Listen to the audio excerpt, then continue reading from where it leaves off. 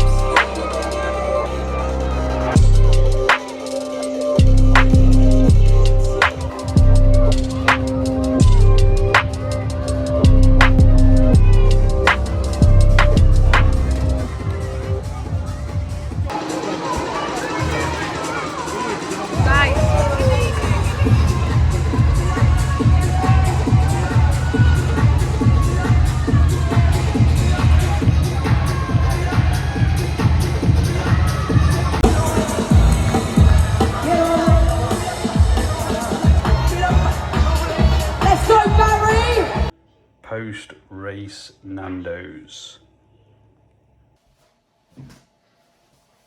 So, bit of a post-race debrief. My finishing time was 1:08:20. So it wasn't the fastest I've ever done a race, but it also wasn't the slowest. But in my opinion, it was probably one of the most enjoyable races I've ever had. And that's for two reasons. First one, I could definitely see the improvements I've made in terms of my overall fitness levels. Since the summer, my coach has been programming in quite a lot of easy bike sessions where it's just zone 1, zone 2, 60 minutes on a bike, very, very easy. And what I think that's done is it has sort of developed my aerobic capacity to the point where now I can get through a full Hyrox race and not have to worry about having to last until the end. You know, in the past, I've always looked at the Hyrox race as quite a behemoth of a workout, quite a big race. And there's always been that underlying thinking of, I hope I've got enough to get through it. I've always had the fear about blowing up on race day, as I'm sure a lot of people have. But Manchester was a race where I could see the improvements in my fitness. Everything felt very controlled, very smooth. At no point did I feel like I was going to blow up. I felt like I definitely had more to give, and that's just a big confidence boost going into the next few races. The second reason it was probably one of my favourite races was, in the past, I've been guilty about assigning a time goal to each of my races. I've always got into the race with, I want to achieve this time, and What that's meant is every single race has either been a success or a failure. I've either come away pleased or disappointed. And I think that perspective and approach to racing isn't healthy long term. You end up racing from a place of fear and anxiety as opposed to excitement and enjoyment, basically. So this race, I went into it without any goal of a time in mind. I literally just wanted to go out, let the progress I've made in training happen naturally, and try and enjoy every moment. And I definitely think that worked. Looking at my splits, it was actually the fastest I'd ever done the sled pull by about 45 seconds. In the past, when I've got to the sled pull, I've been very conscious about my splits. This is always the area I've lost a lot of time, but this time round, I gained time here, and that was without necessarily trying. It was the first time I've not worried about how fast I'm doing something. I've just tried to do the best I can, whilst also taking in the atmosphere and actually trying to enjoy it.